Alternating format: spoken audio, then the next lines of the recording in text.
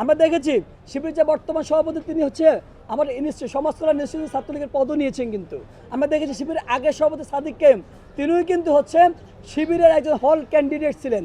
ছাত্রলীগের হল ক্যান্ডিডেট থাকলে কতটুকু ছাত্রলীগের কায়দাটা চর্চা করতো সেটা আপনারা ভালো করে জানেন। কলেজে ছাত্র শিবিরের জনশক্তি তিনি নিজে শেয়ার করেছেন। কিন্তু আরেকটা কথা আপনাকে ধরিয়ে দিন, উনি যখন নাকি হাতে ধরা পড়েন তারপর তিনি দৌড়ে গিয়ে ফরাদ হোসেনের কাছে তিনি আশ্রয় নেন, দৌড়ে গিয়ে ভিতরে চলে যান। ভিতরে ফরাদ হোসেন ছিলেন, কিন্তু তিনি গিয়ে ফরাদ হোসেনের কাছে কিন্তু তিনি আশ্রয় নেন। ফরাদ হোসেন তাকে আশ্রয় দিয়েছিল। কিন্তু সেই জায়গা থেকে যদি এত প্রমাণ পাওয়ার পরেও যদি আপনি বলেন যে সে নানানভাবে যে আপনি সাংবাদিক হিসেবে যদি এভাবে আমার পার্সিয়ালিটি করেন, আমি মনে হয় না এটি করাম। সেই জায়গা থেকে মনে হয়েছে স্পষ্ট প্রমাণ আছে তিনি ছাত্র শিবিরের কর্মী, ছাত্র শিবিরের জনশক্তি, সেটা তিনি নিজেও স্বীকার করেছেন। এটা বিষয় আনেন।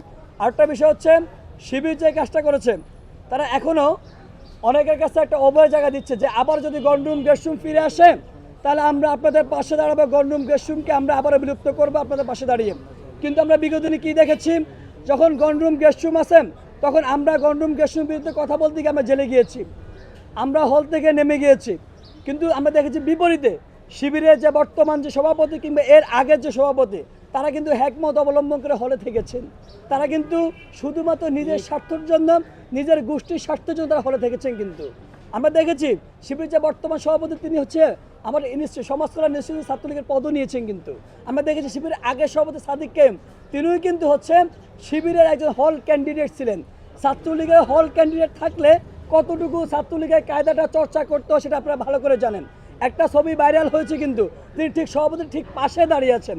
আপনি জানেন যে ওই যে মিছিলের সামনের সারির পাশে দুজন ডান হাত এবং বাম হাত হইতে হলে কতটুকু ছাত্রলীগের কালচার চর্চা করতো সেটা আপনারা ভালো করে জানেন। কিন্তু এখন এসে তারা নতুন করে বলতেছেন আবারও যদি গণরুম গেস্টরুম চালু হয়, আবারও যদি কেউ আপনাদেরকে হুমকি দামকি দিয়ে আমরা আপনার পাশে দাঁড়াবো। কিন্তু শিক্ষার্থীরা কি বলতেছে দেখেন, শিক্ষার্থীরা বলতেছে আরে ভাই আপনি তো এখনো প্রকাশ্যে আসেন নাই, আপনি নিজে সন্দিহানের মধ্যে আছেন যে আবারও যদি গণরুম গেস্টরুম ফিরে আসে আপনি আবারও লুকাই যাবেন, আবারও গুপ্ত রাজনীতি চর্চা করবেন। শিক্ষার্থীরা নিজে সন্দেহের মধ্যে আছে যে ব্যক্তি, যে পার্টি, যে সংগঠন নিজে এখনো সন্দিহান আছেন যে আবার গণরুম গেস্টরুম ফিরে আসলে আমি কোন হ্যাকমত অবলম্বন করবো, আবারও ছাত্রদল বনে যাবো কিনা, সেই ব্যক্তি কি ওই শিক্ষার্থীদের পাশে দাঁড়াবে, এটা কনসার্নের বিষয়। এটা আশা করি শিক্ষার্থীরা বুঝবে, কারণ নতুন করে কমিটমেন্ট দিতে আসতেছে।